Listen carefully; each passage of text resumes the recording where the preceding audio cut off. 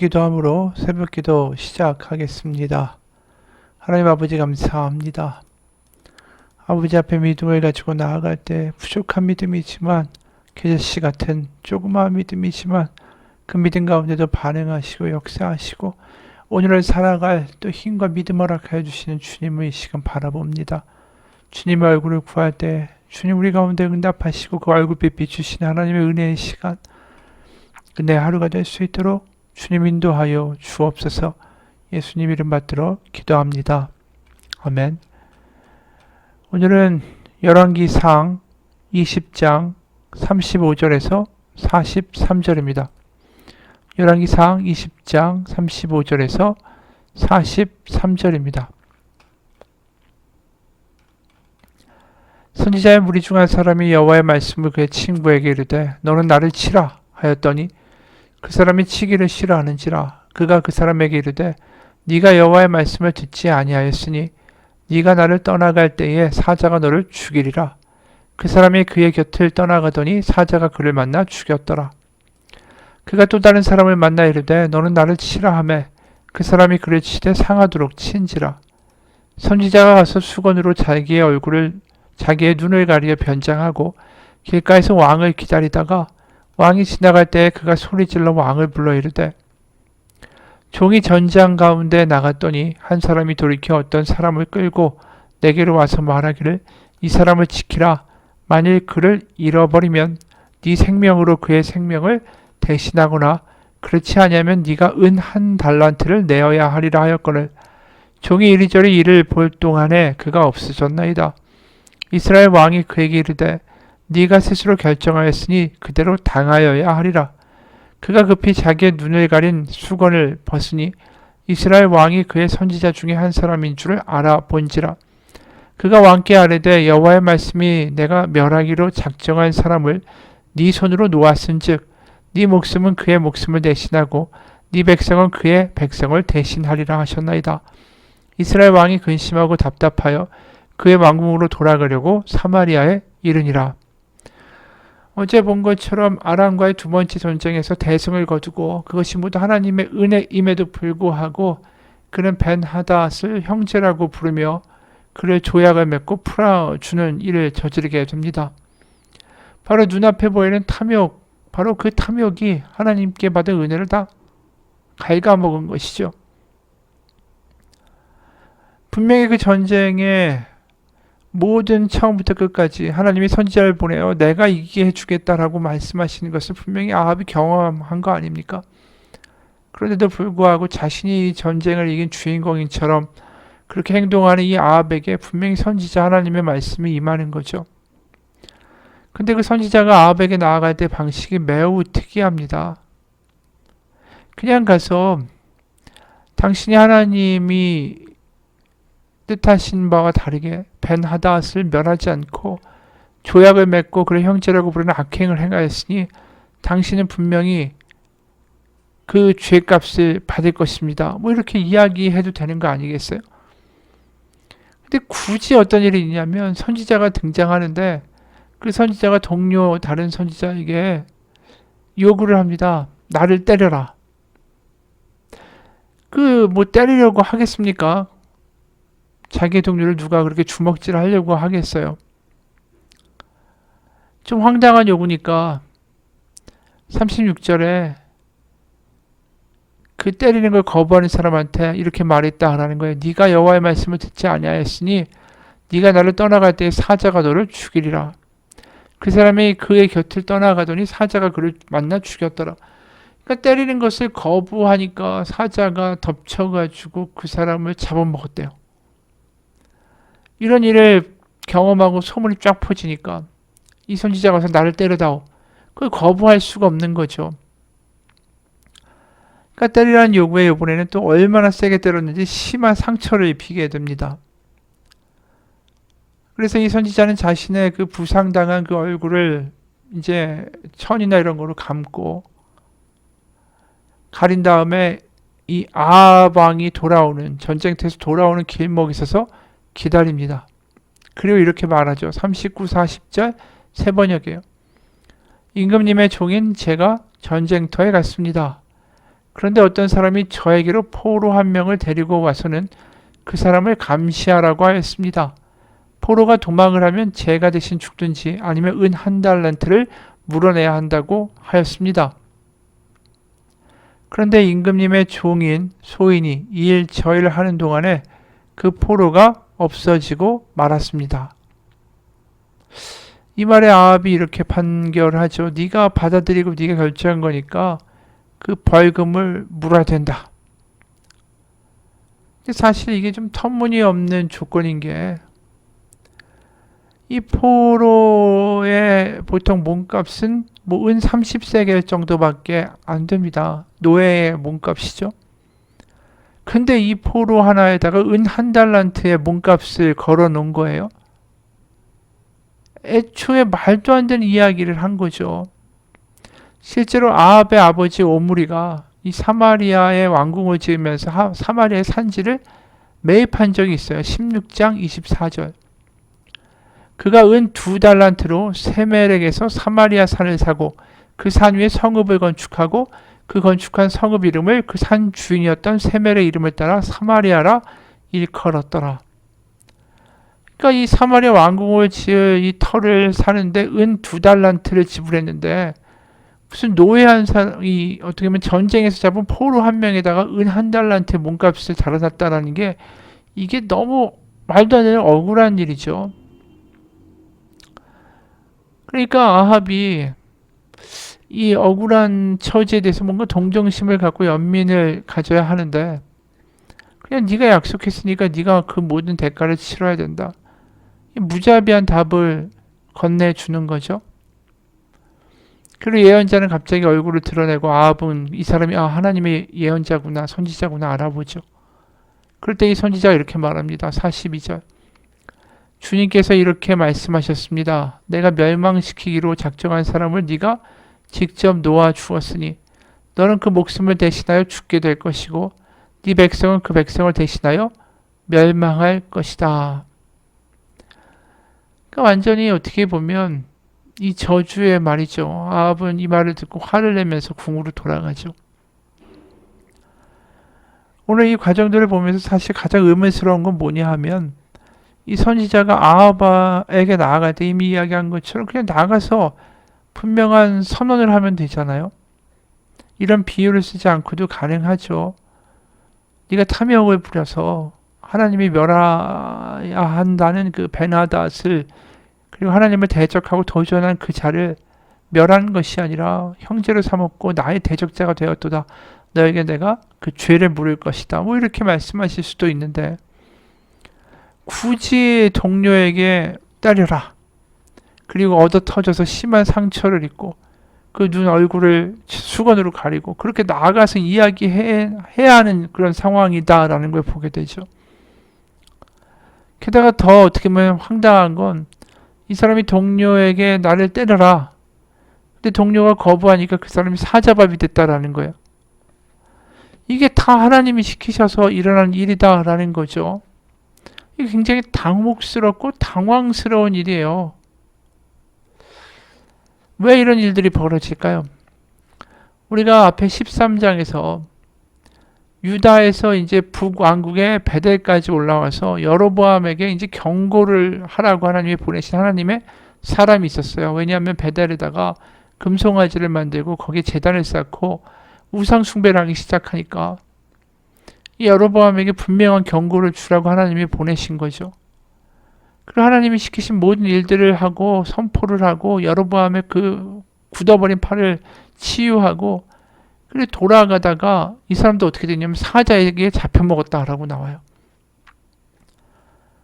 이 사람도 하나님의 일을 하다가 사자에 잡혀먹었던 이유가 뭐냐 하면, 하나님이 이 사람에게 뭐라고 하셨냐 하면은 밥도 먹지 말고 물도 마시지 말고 온 길로 되돌아가지도 말고 바로 다시 유다로 내려와야 된다. 그래서 여로보암이 같이 나에게 머물고 같이 밥 먹고 식사합시다. 그렇게 얘기할 때 바로 거부를 하고 여로보암의 그 왕궁에서 빠져나왔던 거 아닙니까? 그러니까 분명히 여로보암에게 말할 때는 이 주님이 말씀하신 이 취지를 알았어요. 바로 급하게 돌아와야 된다. 그리고 다른 길로 돌아와야 된다. 다른 사람에게 잡히지 않고 넌 바로 돌아와야 된다. 분명하게 하나님의 뜻이 사실은 이 사람에게 전달됐던 거죠. 그걸 너무나도 확실하게 알았기 때문에 여로보암에게도 그렇게 이야기한 것이고. 근데 늙은 선지자가 따라와가지고 이 하나님이 사절을 보내셔서 베델로 다시 돌아가서 밥과 물을 먹어도 된다고 하셨습니다. 그 말을 하니까 거기 홀라당 넘어가는 거예요. 하나님의 말씀과는 다른 이야기를 했는데 거기에 넘어가는 거죠. 그 땅을 분명히 황급하게 떠나라.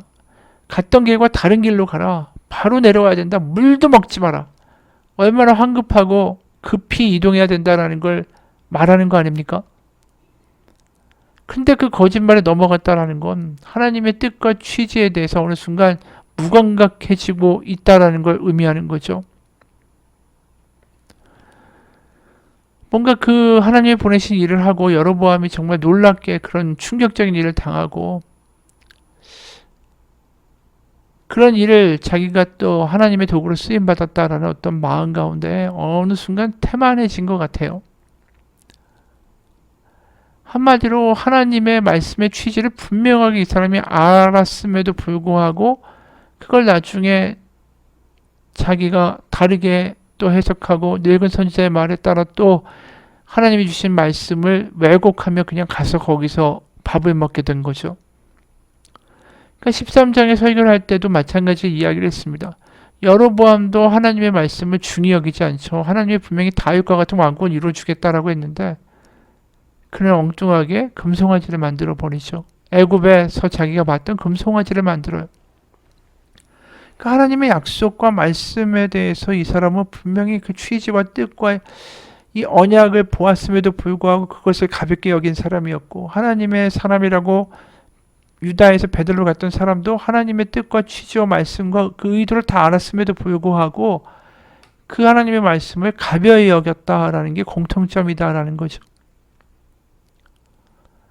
그러니까 열왕기에서의 계속해서 이 중요한 포인트를 뭘 지적하고 있냐면 그 땅에 그 시대에 하나님의 말씀을 무겁게 여기는 사람들이 희귀하여졌다.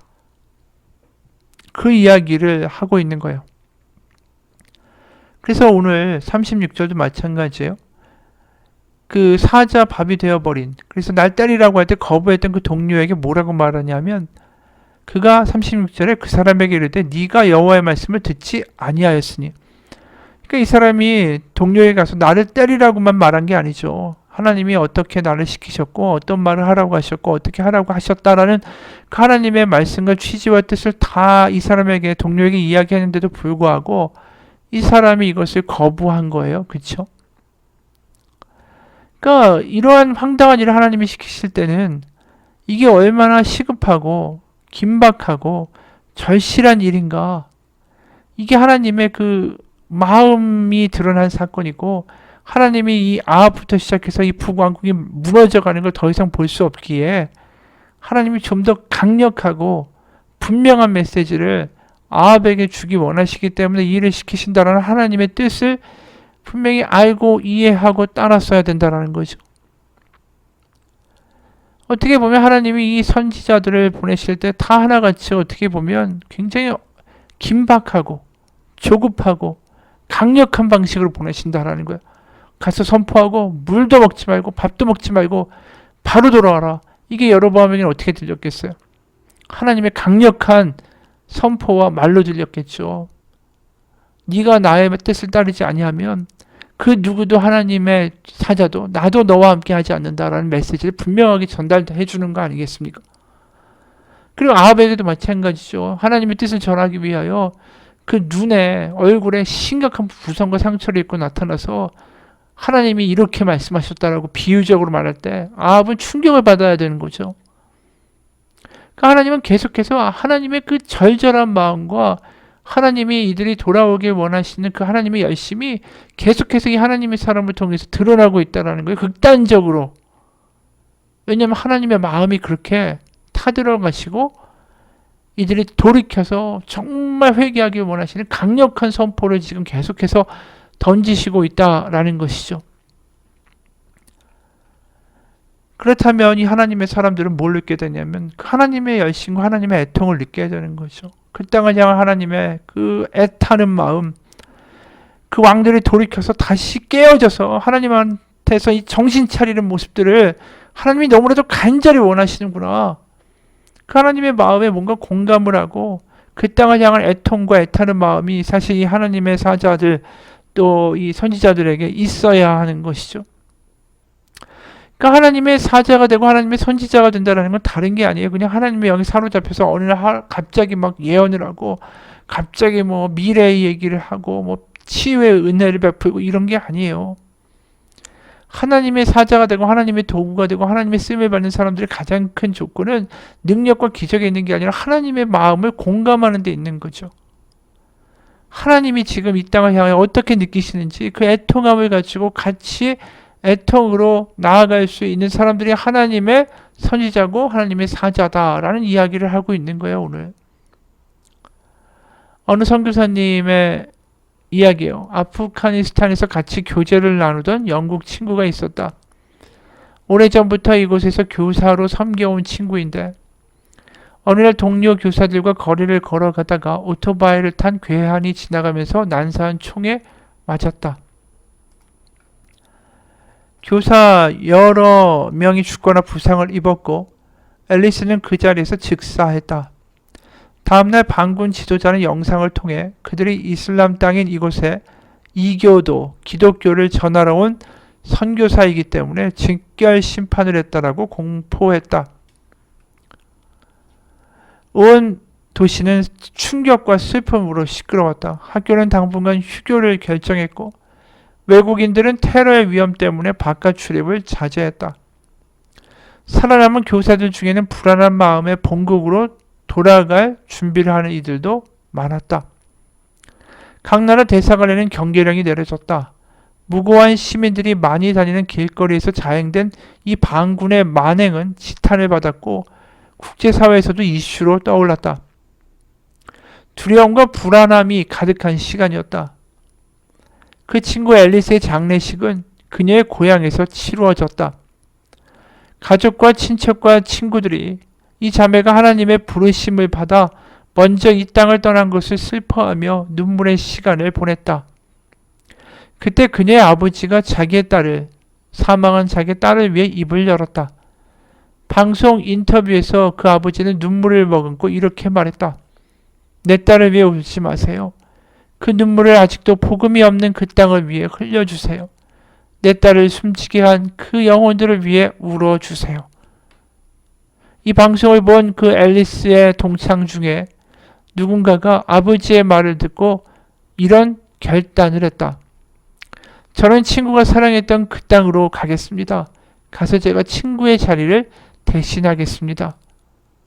공포에 떨던 학교는 다시 문을 열었고 짐을 싸던 교사들은 다시 짐을 풀었다.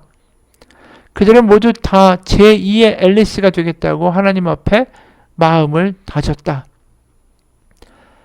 이 앨리스의 아버지가 어떤 마음일까요? 딸을 잃어버린 그 슬픔은 말로 다 할 수 없을 것입니다.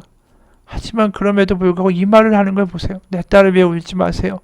그 눈물을 아직도 복음이 없는 그 땅을 위해 흘려주세요. 내 딸을 숨지게 한 그 영혼들을 위해 울어주세요. 이 아버지는 하나님의 마음을 아는 거예요. 바로 이 땅을 위하여 예수 그리스도를 보내시고 그 아들을 죽이시는 하나님 아버지의 그 애타는 마음을 이 아버지는 딸을 잃으면서 아는 거죠. 이 땅을 위하여, 이 땅의 복음을 위하여 그 눈물을 흘려주십시오. 제 딸의 죽은 게 아니라 바로 하나님의 마음을 알고 하나님의 그 애타는 마음을 알기 때문에 이런 말을 할 수 있는 거죠. 이게 성령의 사람이고 이게 하나님의 사람이고 이 사람이 바로 하나님께 붙들려 사는 하나님의 사자라는 것이죠. 그러면서 그 땅에 또 다른 제2의 앨리스들이 등장하는 거 아닙니까? 우리도 마찬가지예요. 우리가 기도할 때 나의 삶과 우리의 가정과 눈에 보이는 나의 문제들만을 위하여 기도하는 게 아니라 이 땅과 주변 가운데 무너지고 쓰러지고 아파하고 돌봄받지 못하고 지금도 복음 듣지 못하고 그렇게 쓰러져가고 망가져가고 무너져가는 이들을 향한 하나님의 애통을 가지고 기도할 수 있다면 그 사람이 바로 성령의 사람이고 그 사람이 하나님의 사자라는 것이죠. 마태복음 5장 4절에 이런 말 있지 않습니까?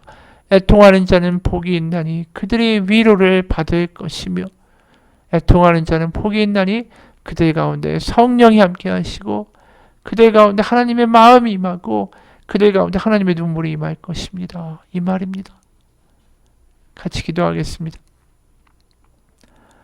하나님, 우리 가운데 그 성령을 충만히 부으사 이 땅을 향한 애통의 눈물, 이 땅을 향한 하나님의 마음을 알게 하시고, 그래서 하나님을 사랑하고 이 땅을 향하여 중보하고 무너진 이들을 향하여 기도하고 주변의 지체들을 위하여 눈물 흘릴 수 있는 믿음의 사람이 되기 원합니다. 나의 문제, 나의 걱정거리, 내 집의 문제들, 내 눈에 보이는 그 사소한 것들에 모든 신앙을 다 써버리는 자들이 아니라 우리의 기도와 우리의 눈물이 하나님처럼 점점 더 멀어지는, 더 넓어지는 하나님의 은혜로 더 큰 시각을 가지고 이 땅을 향하여 기도할 수 있는 믿음의 사자가 되게 하여 주옵소서. 예수님 이름 받들어 기도합니다. 아멘. 하늘에 계신 우리 아버지, 아버지의 이름을 거룩하게 하시며 아버지의 나라가 오게 하시며 아버지의 뜻이 하늘에서와 같이 땅에서도 이루어지게 하소서. 오늘 우리에게 일용할 양식을 주시고 우리가 우리에게 잘못한 사람을 용서하여 준 것 같이 우리 죄를 용서하여 주시고 우리를 시험에 빠지지 않게 하시고 악에서 구하소서. 나라와 권능과 영광이 영원히 아버지의 것입니다. 아멘.